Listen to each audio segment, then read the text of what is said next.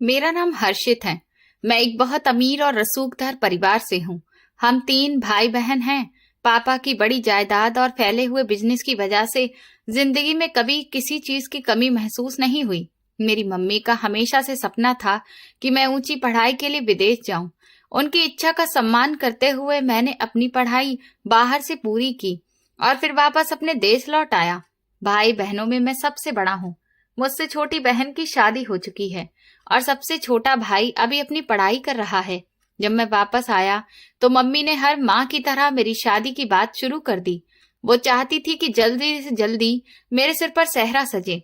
हर्षित बेटा, अब तुम वापस आ गए हो तो मेरा मन करता है कि इस घर में बहू आए। मम्मी ने शाम को चाय का कप मेरे सामने रखते हुए कहा। उनकी आंखों में उम्मीद साफ दिख रही थी। मम्मी, अभी मुझे शादी की कोई जल्दी नहीं है। मैं पहले पापा के साथ बिजनेस को अच्छे से समझना चाहता हूँ और खुद को और मजबूत बनाना चाहता हूँ।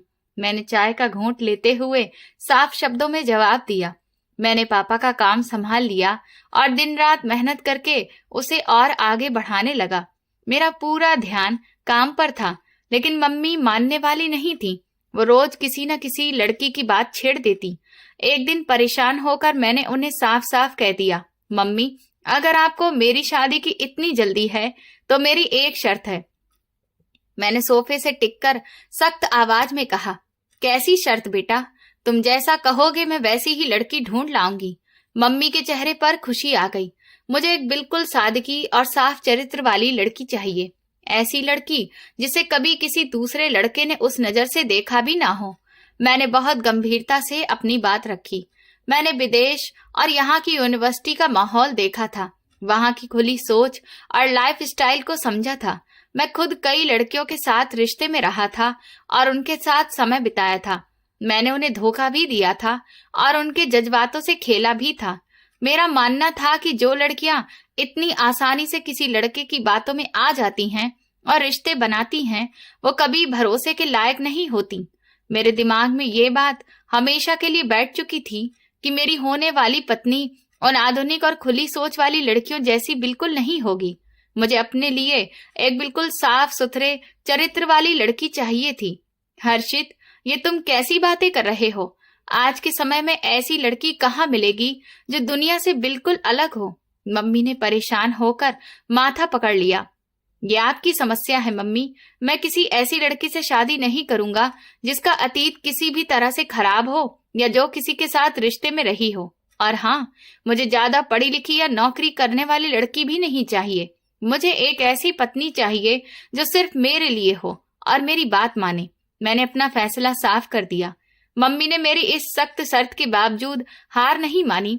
वो बड़े बड़े घरों से रिश्ते लाती रही। जब भी वो किसी लड़की की फोटो दिखाती या मुझे साथ लेकर जाती, मैं कोई ना कोई कमी निकालकर मना कर देता।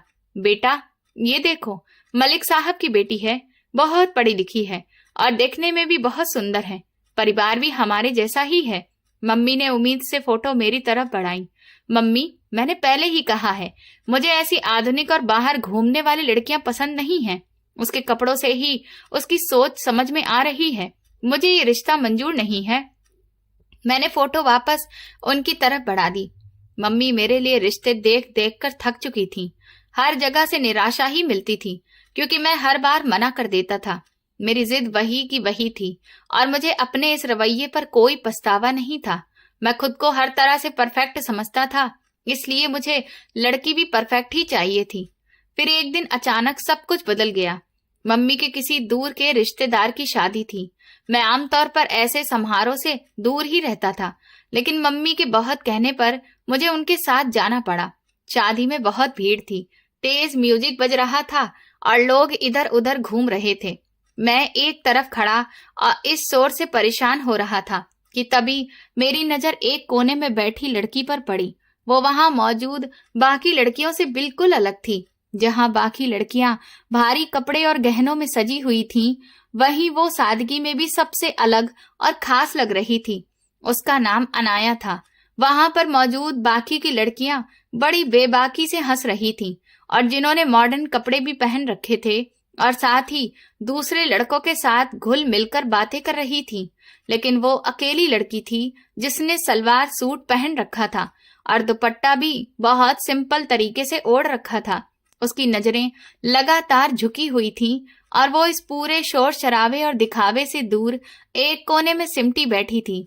उसके चेहरे पर एक अजीब सी मासूमियत और पवित्रता थी जिसने मुझे वहीं रोक दिया। न जाने क्यों उस कम उम्र और सादी सी लड़की को देखते ही मेरे दिल ने गवाही दे दी कि यही वो लड़की है जिसकी मुझे तलाश थी। वो बिल्कुल वैसी ही थी जैसा मैंने अपने जीवन साथी के बारे में सोचा था, एकदम साफ सुथरी, मासूम और किसी भी तरह के दाग से दूर। मम्मी, वो सामने जो लड़की बैठी है वो कौन है? मैंने मम्मी के कंधे पर हल्का सा हाथ रखकर इशारा किया। मम्मी ने उस तरफ देखा और हल्का सा मुस्कुरा दी। वो तो मेरी सहेली की बेटी है, अनाया है। अभी सिर्फ 18 साल की है, लेकिन बहुत ही सीधी सादी और घर संभालने वाली लड़की है। लेकिन तुम क्यों पूछ रहे हो? बस ऐसे ही नजर पड़ गई। मैंने बात को टाल दिया, लेकिन मेरी नजरें बार बार उसी तरफ उठ जाती थी। अगले 2 दिन तक मैं मम्मी के साथ शादी के हर फंक्शन में गया और हर बार मेरी आंखें भीड़ में सिर्फ अनाया को ही ढूंढती रहीं। मेरे अंदर एक अजीब सी बेचैनी और खिंचाव पैदा हो गया था। अनाया सच में बहुत खूबसूरत थी, लेकिन उसकी असली खूबसूरती उसकी सादगी और लोगों से दूर रहने के तरीके में थी।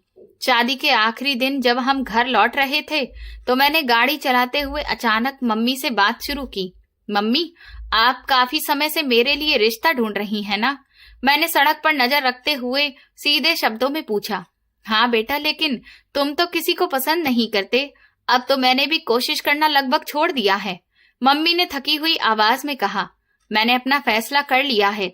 अगर मेरी शादी होगी तो सिर्फ अनाया से। आप कल ही उनके घर रिश्ता लेकर जाइए। मेरी बात सुनकर मम्मी ने हैरानी से मेरी तरफ देखा। हर्षित, तुम ठीक हो ना? वो लड़की तुमसे उम्र में काफी छोटी है। तुम्हारा और उसका कोई मेल नहीं है। तुम इतने पढ़े लिखे और समझदार हो और वो अभी दुनिया की समझ भी ठीक से नहीं रखती। मम्मी ने नाराजगी और चिंता भरे भाव के साथ मुझे समझाने की कोशिश की। तो क्या हुआ? अगर वो छोटी है, मुझे इस बात से बिल्कुल फर्क नहीं पड़ता। मैंने आपको अपनी शर्त बताई थी कि मुझे एक साफ सुथरे चरित्र वाली लड़की चाहिए और अनाया से ज्यादा सीधी सादी और सालीन मुझे कोई नहीं लगी। आप बस रिश्ता लेकर जाइए। मुझे इस बारे में और कोई बहस नहीं करनी। मेरा लहजा बहुत सख्त और अंतिम था, जिसमें किसी तरह की नरमी नहीं थी। मम्मी जानती थी कि मैं एक बार जो ठान लेता हूँ उससे पीछे नहीं हटता। इसीलिए उन्होंने अगले ही दिन अपनी सहेली के घर बात की और मेरा रिश्ता रख दिया। अनाया के घर वालों की तरफ से ज्यादा कोई आपत्ति नहीं आई। मुझ में वैसे भी कोई कमी नहीं थी। मैं जवान था, अच्छी पढ़ाई की थी और एक सफल बिजनेसमैन था। पैसे और जायदाद की भी कोई कमी नहीं थी। उम्र का जो थोड़ा फर्क था वो मेरी बाकी खूबियों और मेरे पैसे के सामने छोटा पड़ गया। उन्होंने खुशी खुशी ये रिश्ता मंजूर कर लिया और हमारी सगाई तय हो गई। मैं अपनी इस कामयाबी से बेहद खुश था। मुझे मेरी पसंद की और मेरी शर्तों पर पूरी उतरने वाली लड़की मिल गई थी। मुझे उससे लगाव होने लगा था, लेकिन उस लगाव में अपनापन कम और उसे अपना बनाने की भावना ज्यादा थी। सगाई के बाद मुझसे इंतजार नहीं हुआ और मैंने मम्मी से कहा, मम्मी, अब मेरी अनाया से सगाई हो चुकी है। मैं चाहता हूँ कि मेरी उससे फोन पर बात हो। आप उसकी मम्मी से कहिए कि मुझे उससे बात करने की इजाजत दें। मम्मी ने मेरी बात मान ली और अनाया की मम्मी से बात की। तब मुझे पता चला कि अनाया के पास अपना कोई मोबाइल फोन भी नहीं है। ये जानकर मेरे अंदर एक अजीब सी खुशी और घमंड बढ़ गया कि वो सच में इस दिखावे वाली दुनिया से दूर है। मैंने उसी समय बाजार से एक महंगा और नया मोबाइल फोन खरीदा और उसे गिफ्ट के तौर पर भिजवा दिया। लेकिन शाम को जब मम्मी ने बताया कि अनाया ने वो फोन लेने से मना कर दिया है तो मैं हैरान रह गया। उसने फोन क्यों नहीं लिया? क्या उसे पसंद नहीं आया या कोई और बात है? मैंने माथे पर शिकन डालते हुए पूछा। नहीं बेटा, वो कह रही है कि जब तक शादी नहीं हो जाती वो तुमसे फोन पर बात नहीं करेगी, क्योंकि अभी तुम उसके लिए अजनबी हो। मम्मी ने उसका जवाब मुझे बताया। ये सुनकर मेरा गुस्सा तुरंत शांत हो गया और मुझे उस पर गुस्सा आने की बजाय गर्व महसूस हुआ। वो मेरी मंगेतर थी, मेरा उस पर हक था, लेकिन फिर भी वो अपने संस्कारों और मर्यादा का कितनी सख्ती से पालन कर रही थी। मेरी नजर में उसका सम्मान और भी बढ़ गया था। मैं हल्का सा मुस्कुरा दिया कि सच में मैंने एक अनमोल हीरा चुना है, लेकिन मेरी जिद भी कम नहीं थी। मैंने हार नहीं मानी और बार बार मम्मी के जरिए बात करवाने की कोशिश करता रहा कि कम से कम दिन में एक बार बात करने की इजाजत मिल जाए। मेरे लगातार कहने पर आखिरकार उसके घरवाले मान गए और हमारी फोन पर बात शुरू हो गई। जब पहली बार मेरी उससे फोन पर बात हुई तो उसकी आवाज में एक नेचुरल सी घबराहट और झिझक थी। हेलो, उसकी धीमी और शर्मीली आवाज सुनाई दी। कैसी हो अनाया? मैंने अपनी आवाज को शांत और संभल कर रखते हुए पूछा। मैं ठीक हूँ, आप कैसे हैं? उसने बहुत छोटे शब्दों में जवाब दिया। मैंने इधर उधर की बात करने की बजाय सीधे मुद्दे पर आने का फैसला किया, क्योंकि मैं कोई गलतफहमी नहीं छोड़ना चाहता था। अनाया, मैं तुमसे एक बात बिल्कुल साफ करना चाहता हूँ। मुझे शुरू से ही एक साफ सुथरे चरित्र वाली लड़की चाहिए थी। मैं अपने रिश्ते में किसी तरह का धोखा या कोई दाग बिल्कुल बर्दाश्त नहीं कर सकता। मेरी पत्नी का अतीत और वर्तमान दोनों बिल्कुल साफ होने चाहिए। मुझे तुम इसलिए पसंद आई हो क्योंकि तुम बाकी लड़कियों से अलग हो। मैंने अपनी बात सख्ती से उसके सामने रख दी। मैं सोच रहा था कि वो मेरी बात सुनकर घबरा जाएगी या डर जाएगी और सफाई देने लगेगी, लेकिन उसने बहुत शांत आवाज में जवाब दिया। आपको खुद पर और भगवान पर भरोसा होना चाहिए। भगवान ने भी यही कहा है कि अच्छे लोगों को अच्छा साथी मिलता है और सच्चे रिश्ते सच्चाई पर टिके होते हैं। फिर आपको डर किस बात का है? अगर आप सच्चे हैं तो आपको वैसा ही साथी मिलेगा। उसका ये सीधा और गहरा जवाब सुनकर मैं कुछ पल के लिए बिल्कुल चुप रह गया। उस कम उम्र लड़की ने मुझे ऐसी बात कह दी थी जिसका मेरे पास कोई जवाब नहीं था। मैं अंदर से जानता था कि मैं खुद उतना सच्चा और साफ नहीं हूँ। मैंने अपनी जिंदगी में कई गलतियां की थीं, लेकिन मैंने हमेशा उन्हें छुपा कर रखा था। मैं थोड़ा घबरा गया और उसकी बात का कोई जवाब दिए बिना ही सख्ती से फोन काट दिया। समय बीतता गया और शादी की तैयारियां तेज हो गईं। घर में चहल पहल बढ़ गई थी। मम्मी की खुशी देखने लायक थी। मैं भी अपनी जिंदगी के इस नए सफर के लिए तैयार हो रहा था। मुझे लग रहा था कि मैंने दुनिया की सबसे अच्छी और सच्ची लड़की को अपने लिए चुन लिया है। मैं हर उस इंसान को तिरस्कार की नजर से देखता था जिसकी पत्नी जरा भी खुले विचारों वाली होती। मेरा घमंड आसमान छू रहा था। मुझे पूरा यकीन था कि मेरी जिंदगी अब एक शानदार और बेदाग भविष्य की ओर बढ़ रही है। शादी का दिन आखिरकार आ ही गया था। घर का हर कोना रोशनी और फूलों से सजा हुआ था, लेकिन मेरे अंदर एक अजीब सी ठंडक और घमंड भरा हुआ था।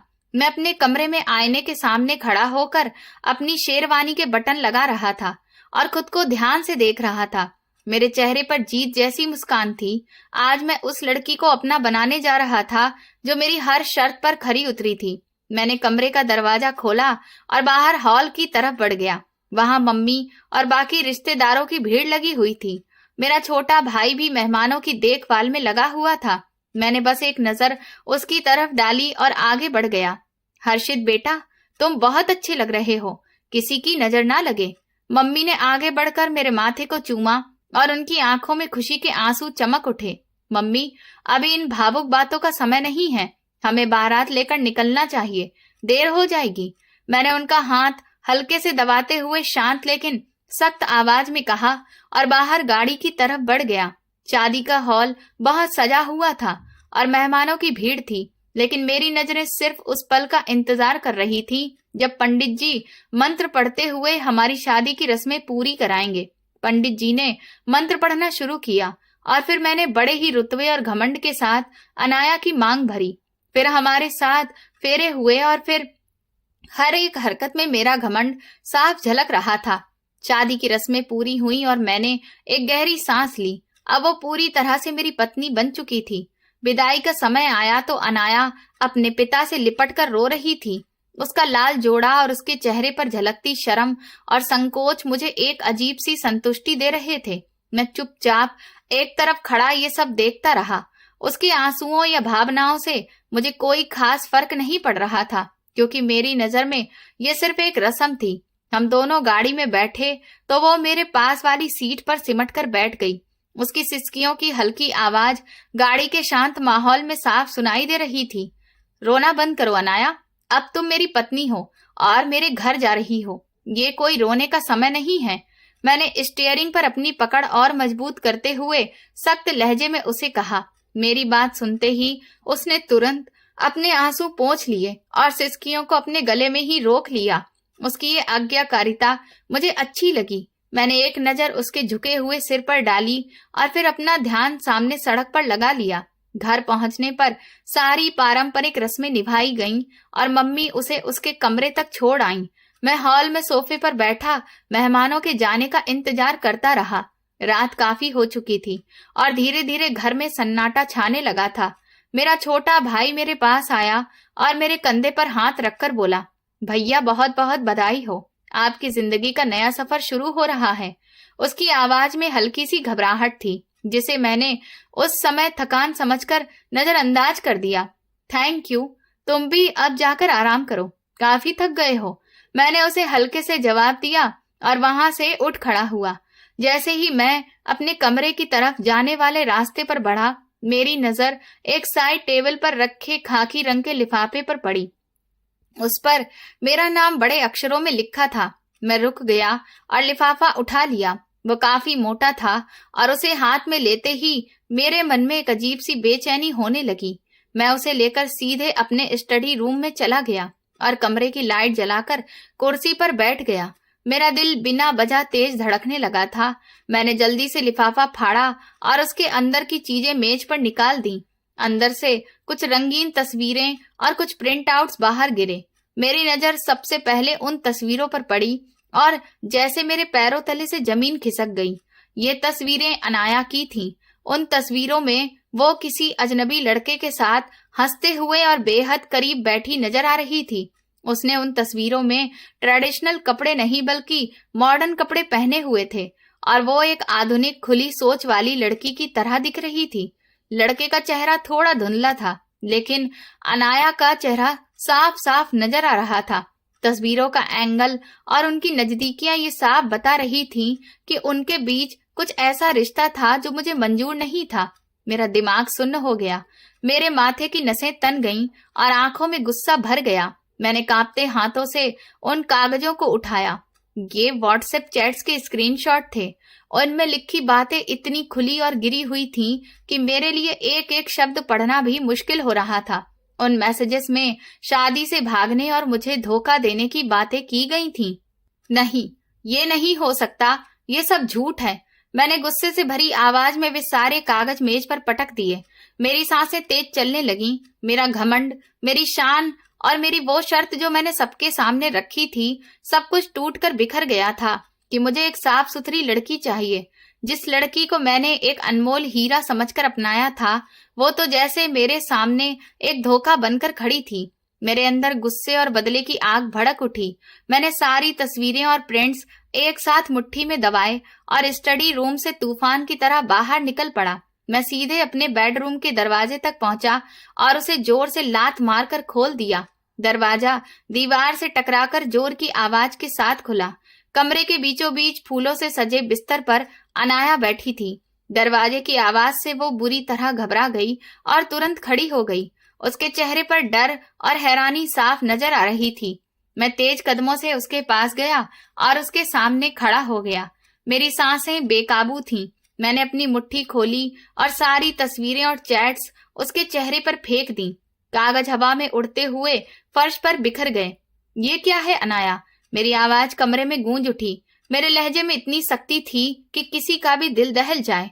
वो कांपते हुए नीचे झुकी और कांपते हाथों से एक तस्वीर उठाई। जैसे ही उसकी नजर उस पर पड़ी, उसका चेहरा बिल्कुल सफेद पड़ गया। उसकी आंखें फैल गईं और उसके होंठ कांपने लगे।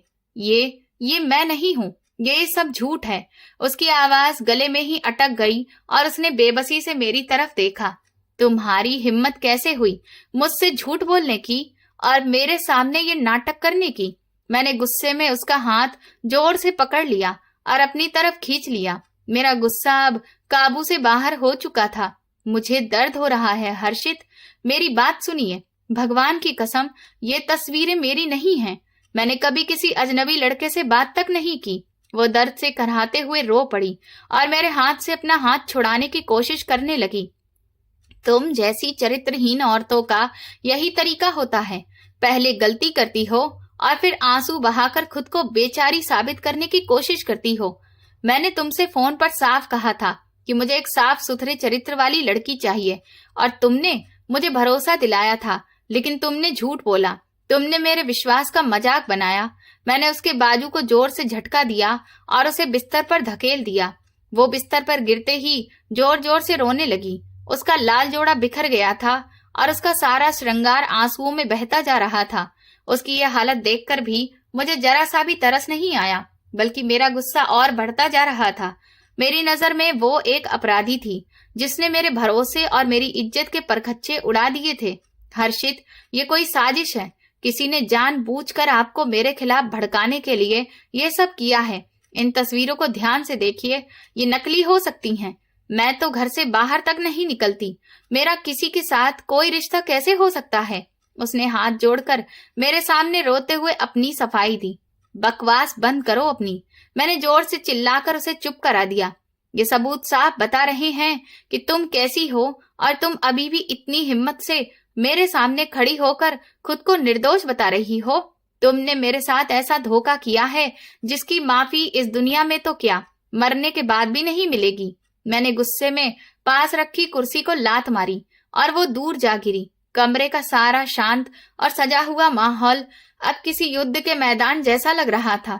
मैं उसके चारों तरफ गुस्से में चक्कर काट रहा था और वो बिस्तर पर बैठी रोते हुए मुझे बेबस नजरों से देख रही थी। मैंने तुम पर आंख बंद करके भरोसा किया। मैंने अपनी माँ तक की बात टाल दी। हमारी सोसाइटी की एक से एक हाई क्लास लड़कियों को ठुकराकर तुम्हें चुना और तुमने मुझे बदले में ये अपमान दिया। तुम जैसी औरतें सिर्फ इस्तेमाल करने के लायक होती हैं। तुम किसी खानदानी घर की बहू बनने के काबिल नहीं हो। मैंने बहुत अपमानजनक शब्द उसके चेहरे पर फेंक दिए। मेरे चरित्र पर दाग मत लगाइए। मैं निर्दोष हूँ। मैंने कुछ नहीं किया। आप मुझ पर भरोसा क्यों नहीं कर रहे? वो अपने दोनों हाथों से चेहरा ढककर जोर जोर से रोने लगी। भरोसा? मैंने कड़वी हंसी हंसी जो कमरे की खामोशी को चीर गई। तुम्हारे चेहरे की ये मासूमियत और शर्म सब झूठ है। तुम अंदर से वैसी ही हो जैसा ये तस्वीरें दिखा रही हैं। तुमने मेरी इज्जत के साथ खेला है अनाया। तुमने हर्षित का घमंड तोड़ा है और अब हर्षित तुम्हें तोड़ेगा। मैंने नीचे गिरी एक तस्वीर को अपने जूते से कुचल दिया। मेरा पूरा शरीर गुस्से से कांप रहा था। मैं उसकी एक भी बात मानने को तैयार नहीं था। मेरा दिमाग पूरी तरह उन झूठे सबूतों के असर में आ चुका था। मुझे लग रहा था कि मैं बहुत समझदार हूँ और मैंने एक गलत लड़की की सच्चाई पहचान ली है। आप मुझ पर जुल्म कर रहे हैं हर्षित। बिना सच्चाई जाने मुझ पर इतना बड़ा इल्जाम लगा रहे हैं। कर्मा बोलता है। उसने अपने आंसू पोंछते हुए कांपती हुई आवाज में मुझसे कहा। मुझे डराने की जरूरत नहीं है। तुम जैसी दोहरे चरित्र वाली औरत के मुंह से कर्म धर्म की बातें अच्छी नहीं लगती। मेरा फैसला आखिरी है और मैं तुम्हें इस घर में एक पल भी नहीं रख सकता। मेरी आवाज अब बिल्कुल ठंडी और बेरहम हो चुकी थी। मेरी ये बात सुनकर वो एकदम चुप हो गई। उसकी आंखों में अब आंसुओं की जगह गहरा खालीपन और बेबसी उतर आई थी। वो समझ चुकी थी कि मेरा दिमाग गुस्से और गलतफहमी से भर चुका है और मैं उसकी कोई बात सुनने को तैयार नहीं हूँ। कमरे में एक भारी खामोशी छा गई जिसे सिर्फ मेरी तेज सांसों की आवाज और उसकी दबती सिसकियां तोड़ रही थी। मैंने उसकी तरफ आखिरी बार तिरस्कार भरी नजरों से देखा और कमरे से बाहर निकलने के लिए मुड़ा। उसकी शक्ल देखकर मुझे गुस्सा और नफरत आ रही थी। मैं अपने ही हाथों अपना घर तोड़ने जा रहा था और मुझे इसका जरा भी अफसोस नहीं था, क्योंकि मेरे लिए उस वक्त सिर्फ मेरा घमंड और मेरी जिद मायने रखती थी। मैंने दरवाजे का हैंडल पकड़ा और एक बार फिर सख्त आवाज में कहा, अब जब सच तुम्हारे सामने आ चुका है तो किसी चमत्कार का इंतजार मत करना। सुबह होते ही मैं तुम्हें तुम्हारे पिता के घर छोड़ आऊंगा और उन्हें बताऊंगा कि उनकी बेटी ने मेरे साथ क्या किया है। मैंने ये शब्द पत्थर की तरह उस पर फेंके और दरवाजा खोलकर बाहर आ गया। मैंने दरवाजा बाहर से बंद कर दिया और गलियारे में खड़ा होकर गहरी गहरी सांसें लेने लगा। मेरे अंदर का तूफान अभी शांत नहीं हुआ था। मैं सीधे अपने स्टडी रूम में गया और खुद को अंदर बंद कर लिया। मेरा दिमाग सुन्न हो चुका था और मैं उस धोखे के दर्द से बाहर निकलने की कोशिश कर रहा था, लेकिन नाकाम हो रहा था। मुझे ऐसा लग रहा था जैसे पूरी दुनिया मुझ पर हंस रही हो। मुझे महसूस हो रहा था कि मेरा घमंड टूटकर बिखर गया है और मैं इसका सारा दोष उसी लड़की पर डाल रहा था जो उस समय मेरे कमरे में बैठी अपनी किस्मत पर रो रही थी। रात का अंधेरा बढ़ता जा रहा था और उसके साथ ही मेरे दिल में अनाया के लिए नफरत भी गहरी होती जा रही थी। मैंने ठान लिया था कि मैं उसे उसकी जगह दिखाकर रहूंगा। उसे अंदाजा भी नहीं था कि उसने किस इंसान से टक्कर ली है। मैं हर्षित था और मैं कभी किसी को अपने साथ धोखा करने नहीं देता। मैंने अपने दिमाग को पूरी तरह बंद कर लिया था और अगली सुबह के लिए कठोर फैसले सोचने लगा था। स्टडी रूम की बंद खिड़की से जब सुबह की पहली किरण अंदर आई तो वो मेरी लाल और जागी हुई आंखों में चुभने लगी। पूरी रात मैं उसी ठंडे कमरे में कुर्सी पर बैठा रहा था और मेरे सामने मेज पर वही बदनसीब तस्वीरें और कागज बिखरे पड़े थे। मेरा गुस्सा रात भर की बेचैनी और तकलीफ के बाद कम होने के बजाय और ज्यादा खतरनाक हो चुका था। मैंने एक झटके से कुर्सी पीछे धकेली और खड़ा हो गया। मेरे चेहरे पर अब किसी तरह की दया या सहानुभूति का कोई निशान नहीं था। मैंने अपने घमंड और जिद को शांत करने के लिए ये तय कर लिया था कि इस धोखे की सजा मैं उसे ऐसी दूंगा कि वो जिंदगी भर याद रखेगी। मैंने मेज पर बिखरे हुए सारे कागज और तस्वीरें फिर से इकट्ठा किए और उन्हें कसकर अपनी मुट्ठी में दबा लिया। दरवाजा खोलकर मैं बाहर हॉल में आया तो घर में सुबह की खामोशी फैली हुई थी। नौकर सफाई में लगे हुए थे। तभी मेरी नजर सामने से आती मम्मी पर पड़ी, जो मुझे इस हालत में स्टडी रूम से निकलता देखकर ठिठक गई। हर्षित, तुम इस समय स्टडी रूम से आ रहे हो और तुम्हारी ये हालत कैसी हो रही है? मम्मी ने जल्दी से मेरे पास आकर घबराहट भरे स्वर में पूछा। उनकी आंखों में एक माँ की चिंता साफ झलक रही थी। आपकी उस तथाकथित सीधी सादी और मासूम बहू ने मुझे इसी हाल में पहुंचा दिया है। मैंने बहुत कड़वे और गुस्से भरे लहजे में जवाब दिया। मेरे शब्दों के तीखेपन को सुनकर मम्मी एकदम पीछे हट गईं। ये तुम कैसी बातें कर रहे हो हर्षित? आज तुम्हारी शादी के बाद की पहली सुबह है और तुम ऐसे अशुभ शब्द बोल रहे हो।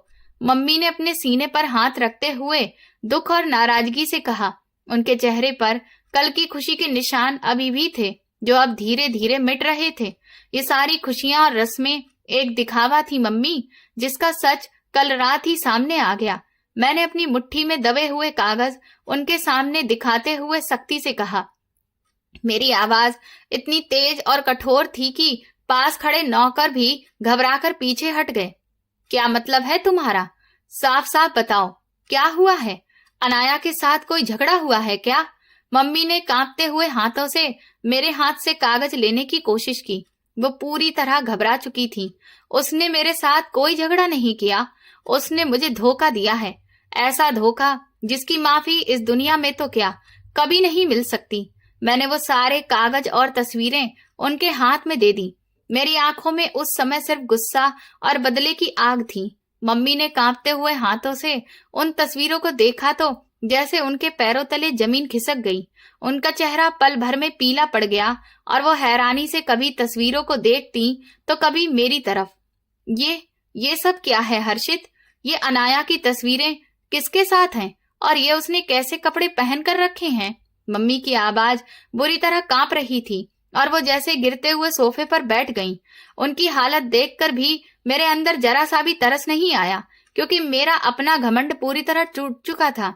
यही है आपकी सहेली की सीधी सादी और शर्मीली बेटी का असली चेहरा, जिसे उसने हम सबसे छुपा कर रखा था। मैंने उनके सामने खड़े होकर बहुत तंज भरे और सख्त लहजे में कहा। मेरे हर शब्द में अंदर का गुस्सा झलक रहा था। नहीं, ऐसा नहीं हो सकता। वो लड़की तो घर से बाहर तक नहीं निकलती थी। ये जरूर किसी की साजिश है। मम्मी ने कांपती आवाज में तस्वीरों को झूठ साबित करने की कोशिश की। वो अभी भी सच्चाई को मानने के लिए तैयार नहीं थी। सच्चाई को झुठलाने से वो बदल नहीं जाती मम्मी। ये सबूत साफ बता रहे हैं कि वो कैसी हैं, और मैं किसी ऐसी चरित्र वाली औरत को अपने नाम के साथ नहीं जोड़ सकता। मैंने साफ और सख्त शब्दों में अपना फैसला सुना दिया। मेरा पूरा शरीर गुस्से से तना हुआ था और मैं अब कोई बहस सुनने के मूड में नहीं था। तभी मेरा छोटा भाई अपने कमरे से बाहर आया। हॉल में मेरी तेज आवाज और मम्मी के रोने की आवाज सुनकर वो जल्दी जल्दी हमारे पास आया। उसके चेहरे पर हैरानी और चिंता थी, लेकिन मैं उस वक्त कुछ समझ नहीं पा रहा था। क्या हुआ भैया, आप इतनी सुबह इतना गुस्सा क्यों कर रहे हैं? और मम्मी, आप क्यों रो रही हैं? उसने हम दोनों को देखते हुए बहुत मासूमियत से पूछा। उसकी उस मासूमियत के पीछे छुपा सच मुझसे पूरी तरह छुपा हुआ था। तुम्हारे भाई की किस्मत ही खराब है जो ऐसी औरत इस घर में बहू बनकर आई है। मैंने उसके कंधे पर हाथ मारते हुए तिरस्कार भरे अंदाज में कहा। मेरी आवाज इतनी कड़वी थी कि सुनने वाले को चुभ जाए। भैया, आप भाभी के बारे में ऐसा क्यों कह रहे हैं? वो तो बहुत अच्छी और संस्कारी लगती हैं। उसने सिर झुकाकर जैसे दुख जताते हुए कहा। उसकी ये बात मेरे गुस्से को और भड़का रही थी। अच्छे और संस्कारी लोग ऐसे काम नहीं करते जो उसने किए हैं। ये सबूत देखो और खुद फैसला करो। मैंने मम्मी के हाथ से तस्वीरें लेकर उसके सामने कर दी। मैं चाहता था कि घर का हर इंसान उसकी सच्चाई जान ले। मेरे भाई ने तस्वीरें हाथ में ली और ध्यान से देखने लगा। उसके चेहरे पर हैरानी और दुख के भाव आ गए, लेकिन उसकी आंखों में एक अजीब सी चमक भी थी जिसे उस वक्त मैं समझ नहीं पाया। ये तो सच में बहुत दुख की बात है भैया। मुझे तो यकीन ही नहीं हो रहा कि भाभी ऐसी हो सकती हैं। उसने गहरी सांस लेते हुए दुख भरे लहजे में कहा। उसकी उन बातों ने मेरे यकीन को और मजबूत कर दिया कि मैं बिल्कुल सही हूँ। यकीन तो मुझे भी नहीं हो रहा था, लेकिन अब ये सच्चाई मेरे सामने है और मैं इसे एक पल भी इस घर में बर्दाश्त नहीं करूंगा। मैंने अपना अंतिम फैसला सुनाया और सीधे अपने बेडरूम की तरफ बढ़ गया। मेरे कदम तेज और सख्त थे। मैं लंबी चाल से चलता हुआ कमरे के दरवाजे तक पहुंचा और बिना खटखटाए उसे जोर से खोल दिया। कमरे का दृश्य बिल्कुल वैसा ही था जैसा रात को था। वो बिस्तर के पास फर्श पर बैठी थी और उसने अपना सिर बेड से टिकाया हुआ था। उसकी आंखें रो रो कर सूज चुकी थीं और वो लगातार कांप रही थी। दरवाजे की तेज आवाज से वो घबराकर उठी। तुम अभी तक यहीं बैठी हो? मैंने कहा था ना कि सुबह होते ही अपना सामान बांध लेना। मुझे तुम्हारा चेहरा देखना भी मंजूर नहीं है। मैंने अंदर आते ही उस पर गुस्से भरे शब्दों की बरसात कर दी। मेरी आवाज सुनकर वो जल्दी से खड़ी हुई, लेकिन कमजोरी के कारण लड़खड़ा गई। हर्षित, प्लीज मेरी बात सुनिए। मुझ पर भरोसा कीजिए। मैंने कुछ गलत नहीं किया। ये सब किसी की साजिश है मुझे बदनाम करने की। वो मेरे पास आकर हाथ जोड़कर रोते हुए विनती करने लगी। उसकी विनती और आंसुओं का मेरे पत्थर जैसे दिल पर कोई असर नहीं हुआ। रहम, और तुम पर? तुमने मुझ पर कौन सा रहम किया था जब तुमने मुझसे सच छुपाया? मैंने उसके जुड़े हुए हाथों को जोर से झटक कर दूर कर दिया। मेरी आंखों में गुस्सा भरा हुआ था और मैं उसे बुरी तरह अपमानित करने के लिए तैयार था। मैंने कोई झूठ नहीं बोला। मैं सच कह रही हूँ। मैं पवित्र हूँ। मेरे मन और मेरे शरीर दोनों साफ हैं। आप किसी के बिछाए हुए जाल में फंस रहे हैं। वो जमीन पर गिरते हुए भी वहीं से अपनी सच्चाई साबित करने की कोशिश कर रही थी। उसकी आवाज में दर्द और बेबसी साफ थी, लेकिन मैंने उसे पूरी तरह नजरअंदाज कर दिया। तुम्हारे मुंह से ये पवित्रता और साफ चरित्र की बातें सुनकर मुझे घिन आती है। ये झूठ बोलना बंद करो और अपनी सच्चाई मान लो। मैंने उसके पास झुककर उसकी आंखों में आंखें डालते हुए बेहद कड़वे और अपमानजनक शब्द कहे। मैं उसे हर तरह से तोड़ देना चाहता था। आप मुझे मार दीजिए हर्षित, लेकिन मुझ पर ये इल्जाम मत लगाइए। ये दाग मेरी पूरी जिंदगी बर्बाद कर देगा। मैं अपने माँ बाप को क्या मुंह दिखाऊंगी? उसने अपने आंसुओं से भीगा चेहरा अपने हाथों में छुपाते हुए दर्द से भरी चीख निकाली। उसकी वो चीख कमरे की दीवारों से टकराकर वापस मेरे कानों में गूंजी, लेकिन मुझ पर उसका कोई असर नहीं हुआ। तुम्हें अपने माँ बाप की इज्जत का ख्याल उस वक्त क्यों नहीं आया जब तुम किसी अजनबी लड़के के साथ इस तरह तस्वीरें खिंचवा रही थी? मैंने अलमारी खोली और उसका एक सूट निकालकर उसके ऊपर फेंक दिया। मेरा हर कदम उसके लिए एक नई तकलीफ बन रहा था। ये तस्वीरें मेरी नहीं हैं। कोई मुझसे दुश्मनी निकाल रहा है। आप एक बार इनकी जांच करवा लीजिए, आपको सच पता चल जाएगा। उसने वो कपड़े अपने सीने से लगाकर फिर से मुझसे गुहार लगाई। वो जैसे डूबते हुए इंसान की तरह हर सहारे को पकड़ने की कोशिश कर रही थी। मुझे किसी जांच की जरूरत नहीं है। मेरा दिमाग बहुत साफ है और मैं तुम्हारी इन झूठी कहानियों में नहीं आने वाला। मैंने गुस्से में अलमारी को जोर से लात मारी, जिससे उसका शीशा टूट गया। मेरा गुस्सा अब तूफान बन चुका था जो सब कुछ खत्म कर देना चाहता था। आप बहुत बड़ी गलती कर रहे हैं हर्षित। आप एक बेगुनाह पर जुल्म कर रहे हैं, जिसका जवाब आपको एक दिन जरूर देना पड़ेगा। उसने अपने आंसू पोंछे और इस बार उसकी आवाज में रोने की जगह एक अजीब सा ठहराव था। उसकी आंखों में एक अलग ही चमक थी जिसने मुझे एक पल के लिए चौंका दिया। मुझे अपने अंजाम की चिंता करने की बजाय तुम्हें अपने इंजाम की चिंता करनी चाहिए, क्योंकि अब मैं तुम्हें इसका नतीजा दिखाऊंगा। मैंने उसकी बात को पूरी तरह नजरअंदाज करते हुए गुस्से में जवाब दिया। मैं किसी भी हालत में अपने घमंड को टूटने नहीं देना चाहता था। तभी दरवाजे पर दस्तक हुई और मेरा छोटा भाई अंदर आया। उसने एक नजर फर्श पर बैठी अनाया पर डाली और फिर मेरी तरफ देखा। भैया, मम्मी बुला रही हैं, वो बहुत रो रही हैं, आप उनकी तबीयत का भी ख्याल करें, उसने नरमी और चिंता से भरे स्वर में कहा। उसका ये व्यवहार देखकर मुझे उस पर अपनापन महसूस हुआ कि वो कितना समझदार है। तुम इस लड़की के पास खड़े मत हो, ये तुम्हारी सहानुभूति के लायक नहीं है। मैं अभी मम्मी के पास जा रहा हूँ। मैंने उसे अनाया से दूर रहने को कहा। मैं उसे उस माहौल से भी बचाना चाहता था। मैं भाभी को समझाने आया था कि वो मम्मी से माफी मांग लें, शायद बात संभल जाए। उसने अनाया की तरफ देखते हुए हल्की सी अजीब मुस्कान दी। उस मुस्कान में छुपी चालाकी को मैं उस वक्त बिल्कुल नहीं समझ पाया। तुम्हें उनके पास जाने की जरूरत नहीं है, अब कोई बात संभलने वाली नहीं है। मैंने जो फैसला कर लिया है वो आखिरी है। मैंने अपने भाई के कंधे पर हाथ रखा और उसे कमरे से बाहर जाने का इशारा किया। मेरा इरादा बिल्कुल पक्का था। मैं किसी की भी बात सुनने को तैयार नहीं था। मैं कमरे से बाहर निकलने लगा तो एक बार फिर मुड़कर अनाया की तरफ देखा। वो अब जमीन से उठ चुकी थी और चुपचाप अपने कपड़े ठीक कर रही थी। उसके चेहरे पर अब आंसू नहीं थे, बल्कि एक अजीब सी शांत खामोशी थी, जैसे किसी तूफान से पहले की शांति हो। अपना सामान बांधकर तैयार करो, थोड़ी देर में मैं तुम्हें तुम्हारे घर छोड़ने जा रहा हूँ और तुम्हारे पिता को तुम्हारी सच्चाई सबूत के साथ दिखाऊंगा। मैंने आखिरी बार उसे सख्त शब्दों में कहा और दरवाजा जोर से बंद करके बाहर आ गया। मेरा सीना गुस्से और बदले की आग में जल रहा था। मैं वापस हॉल में आया तो मम्मी सोफे पर सिर पकड़कर बैठी थी और उनका ब्लड प्रेशर बढ़ गया था। नौकरानी उन्हें पानी पिला रही थी। मैं उनके पास बैठ गया और उनका हाथ पकड़ लिया। मम्मी, आप खुद को क्यों परेशान कर रही हैं? इसमें आपकी कोई गलती नहीं है। ये सब उस लड़की की सच्चाई है जो अब सामने आ गई है। मैंने उन्हें समझाने की कोशिश की ताकि उन्हें लगे कि मैं सही हूँ। हर्षित बेटा, क्या सच में कोई और रास्ता नहीं है? क्या हम चुपचाप इस रिश्ते को खत्म नहीं कर सकते? हमारे परिवार की इज्जत का क्या होगा?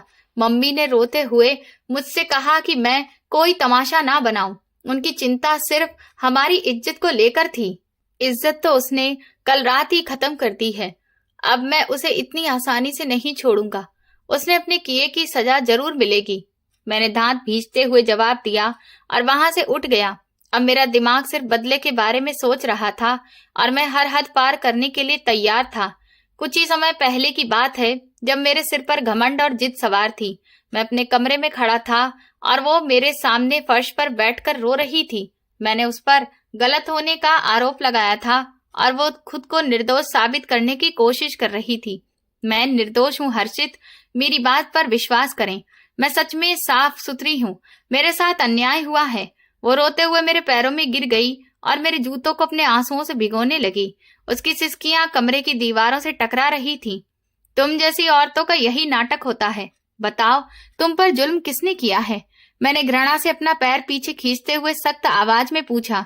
मुझ पर इल्जाम लगाया गया है और जुल्म करने वाला कोई और नहीं बल्कि आपका अपना ही है। उसने अपने आंसू पोंछते हुए मेरी आंखों में आंखें डालकर ये बात कही। उसकी ये बात सुनते ही मेरा दिमाग जैसे फटने लगा। मैं आगे बढ़ा, उसके बाल पकड़कर उसे झटका और एक जोरदार थप्पड़ उसके चेहरे पर मार दिया। अगर मेरे किसी अपने का नाम लिया तो जान से मार दूंगा, मैं गुस्से से चिल्लाया। मेरा खून खौल रहा था। तुम चरित्रहीन हो, पहले भी थी और हमेशा रहोगी। मैं अभी इसी वक्त तुम्हें छोड़ता हूँ। अब से तुम्हारा और मेरा कोई रिश्ता नहीं है। मैंने उसी पल खड़े खड़े उससे अपना रिश्ता तोड़ दिया और सब खत्म कर दिया। जो कुछ देर पहले मेरे पैरों में गिरकर रो रही थी, माफी मांग रही थी कि वो निर्दोष है, वो अचानक एकदम शांत हो गई। उसके चेहरे पर एक अजीब सा भाव था। वो अब दुखी नहीं लग रही थी, बल्कि ऐसा लग रहा था जैसे उसे कोई फर्क ही नहीं पड़ा। उसने मेरी तरफ देखकर हल्की सी मुस्कान दी। मैंने अपना न्याय भगवान पर छोड़ दिया है, वो धीमे लेकिन स्थिर स्वर में बोली। उसके लहजे में अजीब सा सुकून था। तुम्हें मेरी बात पर भरोसा नहीं हुआ क्योंकि शायद तुम्हें खुद पर भरोसा नहीं था। अब सच सामने आएगा और तुम खुद समझ जाओगे कि असली गुनहगार कौन है। मैंने उसकी बात को पागलपन समझकर पूरी तरह नजरअंदाज कर दिया और उसका हाथ पकड़कर उसे घर से बाहर निकाल दिया। वो बिना कुछ कहे चुपचाप वहां से चली गई। मुझे लगा मैंने बहुत बड़ी जीत हासिल कर ली है, लेकिन असली तूफान तो अभी बाकी था। बाद में मुझे पता चला कि वो अपने माँ बाप के घर पहुंची ही नहीं। मेरे दिमाग में शक और गहरा हो गया और मुझे यकीन हो गया कि वो सच में गलत थी और किसी के साथ भाग गई है। मेरा घमंड मुझे सच्चाई देखने ही नहीं दे रहा था, लेकिन 2 दिन बाद ही मेरी उस छोटी सी दुनिया पर बिजली गिर पड़ी जब खबर मिली कि मेरे छोटे भाई का बहुत भयानक एक्सीडेंट हो गया है। मैं पागलों की तरह गाड़ी चलाता हुआ अस्पताल पहुंचा। डॉक्टर ऑपरेशन थिएटर से बाहर आए और जो खबर उन्होंने मुझे दी उसे सुनकर मेरे पैरों तले जमीन खिसक गई। मेरा जवान भाई एक टांग से अपाहिज हो चुका था और साथ ही हमेशा के लिए पिता बनने की क्षमता भी खो बैठा था। वो 2 दिन तक आईसीयू में बेहोश पड़ा रहा। जब उसे होश आया और अपनी इस हालत का पता चला तो वो अपने दोनों हाथों से सिर पीटने लगा। मैंने क्यों ऐसा किया? मुझे मेरे किए की सजा मिल गई। वह अस्पताल के बिस्तर पर लेटा हुआ जोर जोर से रो रहा था और बार बार खुद को कोस रहा था। हिम्मत रखो, तुमने किसी का कुछ नहीं बिगाड़ा, ये भगवान की परीक्षा है। मैंने उसे संभालने के लिए उसके हाथ पकड़े और नरमी से कहा, मैंने तो अपने ही भाई का घर उजाड़ दिया। उसने रोते हुए मेरी तरफ देखा।